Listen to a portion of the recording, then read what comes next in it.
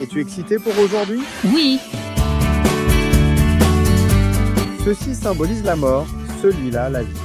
D'accord, waouh, merci. Waouh, regarde toutes les tortues assises sur la tortue. Oh là là, il y en a tellement. Waouh, génial.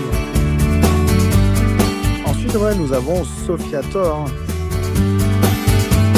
Regarde les vieilles statues en pierre qu'ils utilisaient.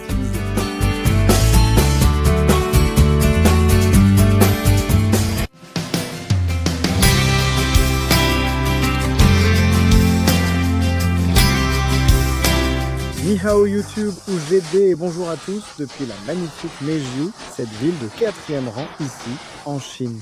Aujourd'hui, nous explorons tout un tas de choses différentes à la campagne, ici à Meizhou. Nous sommes actuellement près d'une jolie petite rivière avec une cascade ici et nous allons marcher jusqu'en haut dans les montagnes pour aller à un temple. C'est ça! Venez passer un bon moment avec nous aujourd'hui et explorons Meizhou ensemble. allons-y. Allons-y. Alors les gars, une des premières choses que j'ai remarquées ici aujourd'hui, c'est qu'ils cultivent une sorte de thé et ils ont cueilli tout ce thé ce matin. Ils le laissent sécher au soleil et on va marcher tout là-haut jusqu'au temple. Mais on peut aussi prendre ce chemin pittoresque qui longe la rivière ici. Donc oui, descendons et voyons. Est-ce que tu es excité pour aujourd'hui? Oui. C'est vraiment une belle journée, n'est-ce pas?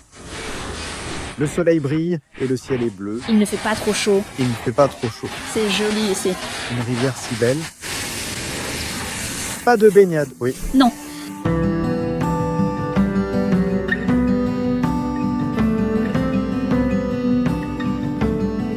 D'accord, on y est presque.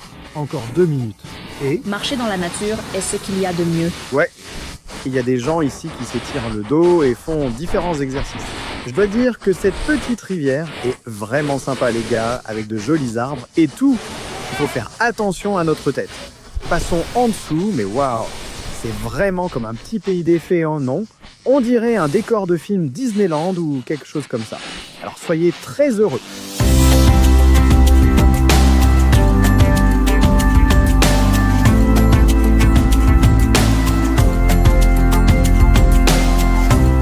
D'accord les gars, nous sommes maintenant arrivés jusqu'au magnifique temple. Cet endroit est célèbre pour plus de 1000 ans d'histoire bouddhiste liée au peuple Hakka. C'est pourquoi nous sommes venus aujourd'hui. Situé à 1 heure de Meizhou, ce temple est très important et vraiment intéressant à visiter. Vous pouvez voir ici aussi qu'ils vendent tous les drapeaux de prière que vous pouvez attacher à différents endroits dans le temple et aux arbres. Donc, quand vous attachez cela, on dit que lorsque ça bouge dans le vent, cela signifie que votre prière est exaucée. Et vous pouvez voir ces 2 personnes là-bas, elles prient et font leur rituel. Et comme vous pouvez le voir ici, les gars, le temple est vraiment magnifique. Donc c'est l'une des fleurs préférées de Sophia sous un bel arbre aussi. Et c'est la fleur de lotus. Oui, laissez-moi vous présenter les points spéciaux. Le premier, c'est ces 2 arbres très hauts. Oui. Celui-ci est l'arbre de la mort. Celui-là, le grand arbre. Oui. Il a environ 1000 ans. Oui, cela a été construit dans les années 800, c'est ça. Ah oui, sous une certaine dynastie. Oui. Oui, et pourquoi ça coûte l'arbre de la vie et de la mort. Et l'autre miniature, c'est pour l'amour éternel. Oui. Ceci symbolise la mort, celui-là la vie. Oui. D'accord, waouh, très intéressant. Alors, en entrant les gars, ce temple, la construction originale de ce temple date des années 800. Donc cela signifie qu'il a plus de 1000 ans, certaines parties. Donc ici, on peut voir quelques dieux. On a le Bouddha et d'autres dieux ici. Et puis en avançant, vous pouvez voir que les gens ont mis de l'encens là-bas. Donc les gars, maintenant nous sommes entrés dans le temple ici. Et Kelly, notre guide, vient de nous dire qu'aucune feuille ne touche jamais le sommet de ce toit. Évidemment, certains arbres sont taillés, mais même quand il y a du vent, ils disent mais qu'aucune feuille ne touche réellement ce toit, ce qui est vraiment intéressant. Et une autre chose intéressante, c'est qu'en fait, nous faisons le tour du temple dans le sens inverse des aiguilles d'une montre. Pour ceux qui savent, normalement, on fait le tour par la droite, donc dans le sens des aiguilles d'une montre. Mais ici, nous faisons le tour dans le sens opposé, ce qui est vraiment intéressant et je n'ai jamais vécu cela auparavant dans un temple bouddhiste. Normalement, c'est toujours dans le sens de la main droite. Donc si quelqu'un sait pourquoi nous faisons le tour par la gauche, faites-le nous savoir. Bon, là maintenant nous continuons à explorer et c'est assez intéressant Il y a quelques moines différents ici qui portent des robes différentes. Certains portent des robes grises, d'autres portent des robes oranges. Comme vous pouvez le voir ici, ils ont Bouddha et ils ont aussi tous les différents dieux ici également. Donc, oui, comme vous pouvez le voir, c'est la salle principale où les moines viennent prier et c'est ici qu'ils s'assoient pour faire leur chant du matin. C'est très différent du Népal.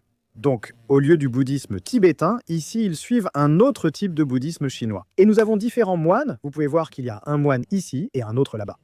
Et ils portent différents types de vêtements. Certains portent de l'orange et d'autres du gris. Mais vous pouvez voir que ce temple ici est rempli d'éléments dorés également. Donc, les amis, ceci a été installé sous les dynasties Ming et Qing. Et cela signifie essentiellement ce texte ici, protéger et garder les gens à travers le pays. Comme un beignet, n'est-ce pas? Oui. On peut essayer? Oui. D'accord. Waouh, merci. Oh, c'est très chaud. Je pourrais avoir besoin d'un autre bol. Donc, le moine gentil nous donne des beignets. Oh, waouh. C'était un peu fou, merci. Oui, on va partager. On va peut-être attendre que ça refroidisse.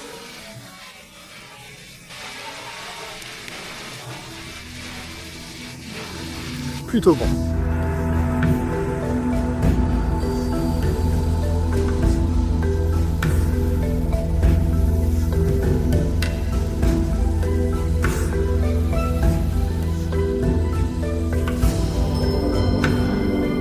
Alors les gars, les moines ont aussi cultivé un petit jardin rempli de, comment s'appellent ces plantes déjà? Des succulentes, plein de différentes plantes succulentes, ce qui est plutôt cool. Bon, maintenant, on se promène juste dans le jardin des moines, et comme vous pouvez le voir ici, ils ont plein de bonsaïs différents, et ils construisent des choses ici, donc ça sent vraiment bon aussi. Donc ce qui se passe, c'est que lorsque les gens viennent au temple pour prier, ils laissent un don, et ce don les aide à construire des choses comme ça les aide à manger, et ça les aide à faire tout ce qu'ils font. Bon, on vient d'entrer ici maintenant pour prendre un peu de thé. Waouh! Cette table est vraiment magnifique. J'adorerais avoir quelque chose comme ça chez nous. Moine, qu'est-ce que le thé? C'est du thé vert chinois. Waouh, c'est vraiment épais. Donc juste ici, ils ont une statue de Guanyin, qui est l'une des personnes chinoises auxquelles ils se réfèrent dans la culture tohunis. Ici, ils ont un petit lac rempli de l'animal préféré de Sophia, des tortues. Des bébés tortues et des poissons sont ici nourris par ce monsieur. Vous pouvez acheter un sachet de nourriture pour poissons en envoyant de l'argent sur ce compte WeChat, selon un système basé sur l'honnêteté. J'avais une tortue comme animal de compagnie. Tu avais une tortue comme animal de compagnie? Oh là là, et qu'est-ce que tu en as fait? Rien. Elle est morte? Je ne me souviens pas, j'étais très petite. Qu'est-ce que tu lui donnais à manger? Des fraises et des feuilles et... Oh, il s'appelait tortue. Oui. C'était une tortue aquatique ou une tortue terrestre? Comme celle-ci ici. Oh, comme celle-ci. Exactement comme cette tortue ici. Oui. Waouh, c'est cool. Et tu avais aussi des poissons. Oui, des poissons, des poissons. Et les gars, vous pouvez aussi acheter une tortue ici, comme vous pouvez le voir, et la relâcher si vous le souhaitez. Donc les gars, on vient d'acheter 4 paquets de nourriture pour poissons, et maintenant, on va nourrir les poissons. La nourriture pour poissons est vraiment chaude d'ailleurs. D'accord, poisson, poisson. C'est une tortue. Oh, la tortue mange aussi la nourriture pour poissons. Allons-y, viens, viens, viens. Waouh, je vais en donner un entier d'un coup. Bam. Waouh, regarde toutes les tortues assises sur la tortue. C'est au tour de Sophia. Waouh, tous les poissons arrivent. Oh là là, il y en a tellement. Allez, encore plus. Oui, waouh. Waouh, regardez là, ils sont tous entassés. D'accord. Donc maintenant, nous sommes dans les plantations de thé, dans les montagnes. Thé vert? Thé vert. Le temple est ici où nous étions. Et maintenant, nous sommes arrivés à l'usine de thé vert. Nous avons bu le thé, maintenant découvrons sa fabrication. Tout ici a été fraîchement cueilli, la haie est droite, mais il reste du thé à récolter là-bas. On pourra peut-être en cueillir un peu plus tard, mais d'abord, allons dans l'usine et voyons comment ils transforment le thé. Allons-y. Alors ici, ils ont toutes les feuilles de thé fraîches qu'ils viennent de cueillir. Elles sont en train de sécher et ensuite ils vont finir par les ramener à l'intérieur. C'est ici que toute la magie opère, les gars. Oh là là, et il y a un grand ventilateur ici pour sécher tout le thé. Et j'essaie de comprendre d'où vient ce bruit. Waouh, C'est ici qu'ils chargent tout le thé sur ce tapis roulant. Il sera séché et chauffé pour éliminer toute l'humidité. Donc vous pouvez voir ici tout le thé. Ils vont le mettre sur le tapis roulant et il sera entièrement séché tout le long ici. Et ensuite, après cela, ils vont dans ces petits séchoirs rotatifs où le thé est encore plus asséché. Donc c'est vraiment intéressant. Et voilà le processus, les gars. Donc d'abord, ils cueillent le thé. Ensuite, ils sèchent à l'air, puis ils passent sur ce tapis roulant. Ensuite, ils le mettent dans le sèche-linge rotatif, comme je l'ai dit. J'ai donc tout expliqué sans voir ce schéma. Et comme vous pouvez le voir, les gars, voici la feuille de thé. Et elle sera séparée de la tige plus tard. Ils retirent les feuilles de thé, les écrasent ou les broient, puis le thé est emballé et vendu. Vous voyez ici, tout cela, ce sont des déchets retirés lors de la cueillette. Donc ce sont des vieilles feuilles de thé, de vieilles tiges, et des déchets qui ne peuvent pas être transformés en thé. Nous avons eu une cueilleuse de thé aujourd'hui. Nous allons maintenant cueillir le thé. Nous avons notre panier ici. Et le thé a déjà été en quelque sorte cueilli, les gars. Mais nous allons juste vous montrer ce qu'ils font normalement. Vous voyez, tout cela a déjà été coupé. Donc la raison pour laquelle ils taillent les arbres, c'est que si les arbres deviennent trop grands, le thé ne sera plus aussi bon et sucré. C'est pour ça qu'ils taillent aussi les arbres. D'accord, alors regardez ici, normalement cette feuille serait beaucoup plus verte, n'est-ce pas? Comme un vert vif, comme quelque chose comme ça. Vous voyez comment cette feuille-là est un peu plus verte, n'est-ce pas? Et ils vont cueillir celle-ci. Voici la feuille de thé. Désormais, ils recherchent les jeunes feuilles fraîches. Ils ne peuvent pas la cueillir car elle est trop vieille et trop difficile à sécher. Alors que la jeune feuille fraîche est beaucoup plus facile à sécher. Et ensuite, une fois qu'ils ont la feuille, ils la mettent à l'intérieur comme ceci. Et une fois que c'est plein, ils le mettent dans un grand récipient puis le ramènent à l'usine. C'est génial. Oui, donc vraiment génial. Alors maintenant, quand on a cueilli une feuille de thé, donc maintenant, on peut rentrer à la maison. Allons-y. On voulait juste vous montrer le processus, mais on s'est dit qu'on allait se déguiser et rendre ça amusant. Regardez ici, imaginez travailler dans ces champs, c'est magnifique. Ils ont même des lumières aussi, des lampes solaires et tout. Maintenant, il y a plein d'araignées différentes et d'autres choses par ici. On ne devrait sans doute pas passer ici. Mais regarde Sophia, waouh, retourne-toi, c'est beau, non? Oui, je ressemble à Luffy. Trop mignonne. Bon, maintenant, Sophia va préparer du thé chinois traditionnel. J'apprends. Nous venons d'apprendre comment faire. On verse d'abord l'eau dans la tasse blanche. Et ensuite, qu'est-ce qu'on fait? On la filtre là-dedans. Waouh, pas mal. Puis tu le verses ainsi. Et tout simplement comme ça.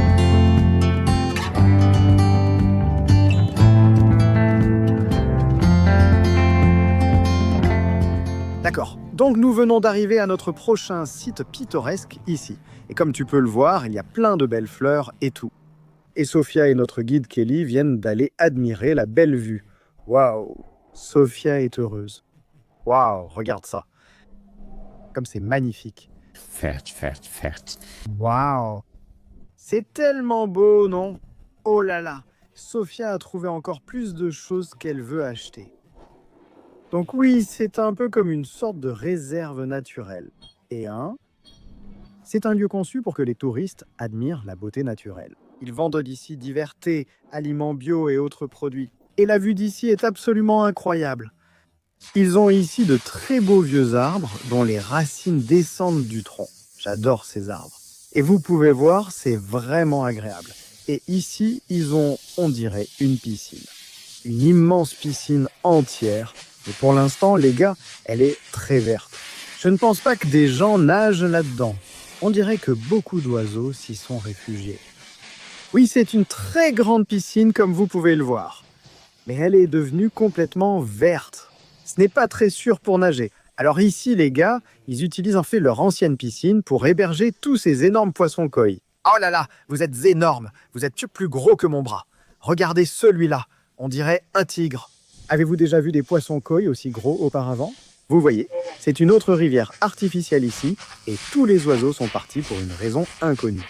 Mais ils se reposent ici et boivent de l'eau. Donc plus on explore cet endroit, plus on se rend compte que c'est en fait un grand complexe dans cette réserve naturelle. Et ils ont même une scène où ils font des spectacles. Et vous pouvez voir ici toutes ces différentes tables, et ils ont toute une scène. Regardez ça. Absolument incroyable. D'accord, ensuite nous avons Sophiator qui va faire la danse traditionnelle du Népal. Waouh. Puis-je avoir votre numéro? Vous êtes très belle. D'accord. Pouvez-vous me signer un autographe dans la c'est bon, si. Ah, merci.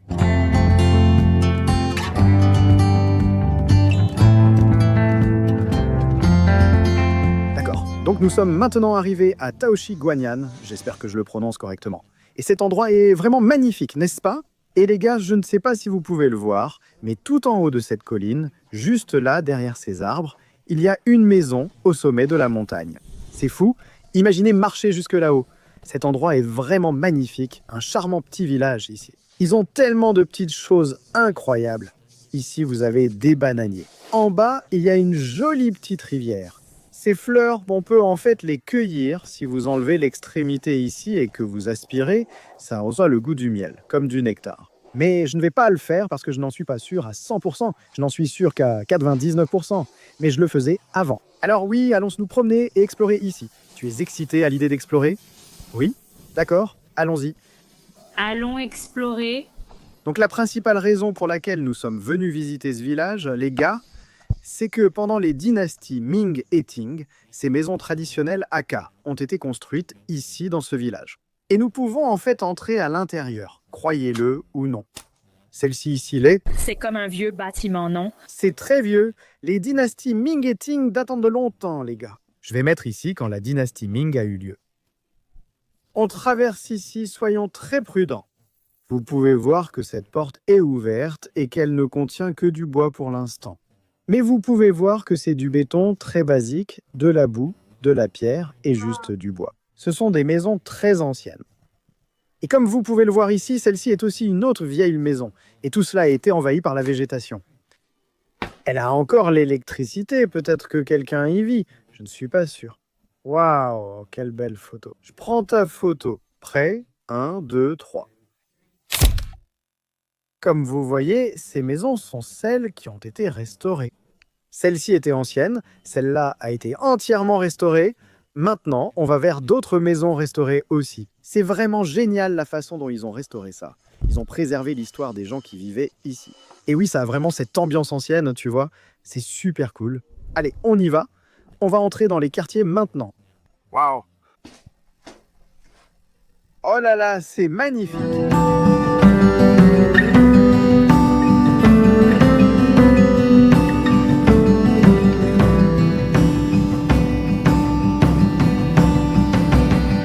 Tu vois, il y a clairement des meubles différents et tout, des gens vivent encore ici. Et c'est tellement beau, n'est-ce pas? Ouais. C'est incroyable, les gars. Regardez cette vieille poignée de porte. Cette vieille poignée en fer. Hein. Waouh! Oui, on peut voir qu'il y a eu beaucoup de fêtes ici, beaucoup de dîners, beaucoup de rires, de discussions. Des générations. Tellement de générations. Toute la peinture s'est aussi écaillée sur le bois. Donc là, on vient juste de s'arrêter dans cette petite ferme au hasard. Vous pouvez voir ici, ce sont quelques-unes de leurs récoltes qu'ils ont cueillies. Un peu d'oignons et de bananes. Ni hao. Et oui, on prend juste le thé ici. Et c'est vraiment gentil de leur part parce que le thé est cultivé tout autour d'ici. Donc ce n'est pas vraiment si cher. Et la plupart des gens prennent le thé en commun. Donc il la foleta thé dans l'eau chaude, puis tu bois le thé.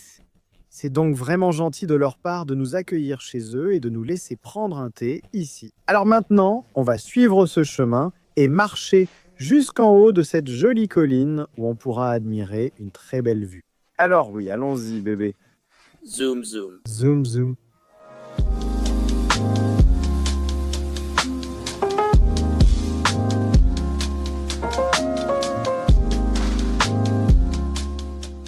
Cette Sophia vient de dire « Waouh, j'ai l'impression qu'on est dans un jardin féerique. » Et c'est tellement vrai.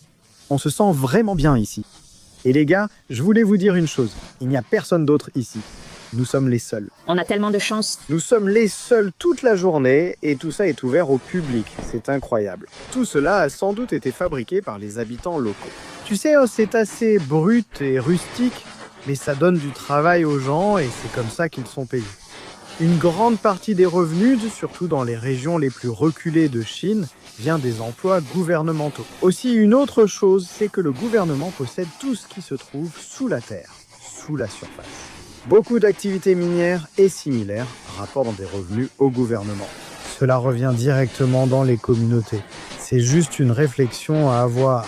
Au cas où vous vous demanderiez comment la Chine possède autant d'infrastructures, d'où vient tout cet argent, voilà une explication approximative. Il y a bien plus à dire, comme le montre parfaitement cet exemple. Ils travaillent et réparent tout cela, ce qui est vraiment bien parce que ça leur donne des opportunités d'emploi, et ils prennent des photos pour montrer tout le travail qu'ils accomplissent. Et voici tout le bois qu'ils ont coupé, probablement à partir d'un des arbres d'ici, pour fabriquer tout cela. Donc oui, ils l'améliorent constamment en remplaçant tous les morceaux de bois pourris. Regardez, cette rivière est vraiment propre, les gars. Incroyable. Sophia et moi n'avions pas vu une nature aussi belle depuis longtemps. Ça me rappelle quand nous étions au Bangladesh dans les plantations de thé et que nous explorions la région en bateau. Oui, c'est tellement agréable. Vous pouvez voir ici, il y a les plantations de thé. C'est magnifique, une promenade charmante. Les gars, la lumière traverse l'eau ici. C'est si beau et frais, il fait si chaud, j'ai juste envie de plonger. J'ai envie d'y plonger, ça a l'air super. Le ferais-tu si tu étais en Australie? Oh oui, si j'étais en Australie, il y aurait déjà 10 personnes dedans. D'accord? Les gars, on est arrivé à Yanchingwa. Ma prononciation est terrible. Je pensais qu'on allait continuer à monter jusqu'à une colline plus haute, mais je crois que c'est ici. Mais ça allait été une belle promenade, donc on va faire le chemin du retour maintenant. Super. C'est une zone de protection de la source d'eau. Oui, une zone de protection de la source d'eau, c'est ce que dit ce panneau. C'est pour ça que l'eau ici est si propre. Et probablement pourquoi des gens comme moi ne peuvent pas aller nager parce que je pourrais contaminer l'eau. Bon, les gars, on vient de tomber sur cette grenouille ici. Comme vous pouvez le voir, maintenant il faut faire attention parce que certaines grenouilles peuvent être venimeuses. Waouh, une petite grenouille mignonne. Les gars, on a parlé trop vite. Littéralement, sans à la grenouille est juste là et la grenouille est ici. Mais n'est-ce pas drôle? Oui. Voici des infos si tu lis le chinois. Moi et Monsieur Lee allons faire du vélo. Style villageois. Au revoir, Zeus.